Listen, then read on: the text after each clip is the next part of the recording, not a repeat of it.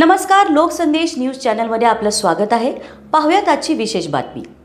महाराष्ट्राचे महसूल मंत्री चंद्रशेखर बावनकुळे यांनी आज पुण्यात जिल्हाधिकारी कार्यालयात पुरंदर विमानतळाच्या संदर्भात पत्रकार परिषद घेतली आणि यावेळी ते बोलताना म्हणाले की अधिकाऱ्यांना मारहाण केल्याचे व्हिडिओ आमच्याकडे आले आहेत।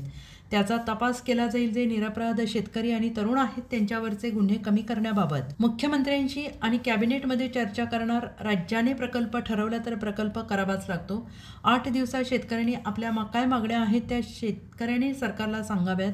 शेतीविषयक माल डायरेक्ट एक्सपोर्ट होऊ शकतो, त्यामुळे शेतकऱ्यांना फायदा होईल। विमानतळ झालंच पाहिजे, याशिवाय देशाच्या विकासाला पर्याय नाही। काही लोकांनी चुकीच्या पद्धतीने जमिनीचे भाव सांगितल्यामुळे हा संभ्रम निर्माण झालेला आहे। पुणे शहर आणि जिल्ह्याच्या विकासासाठी थांबलेला प्रकल्प पुन्हा चालू व्हावा आणि शेतकऱ्यांच्या चेहऱ्यावर पुन्हा हसू यावं यासाठी सरकार प्रयत्न करेल। लोकसंदेशसाठी पुणे जिल्हा प्रमुख पारस मुथा यांचा रिपोर्ट।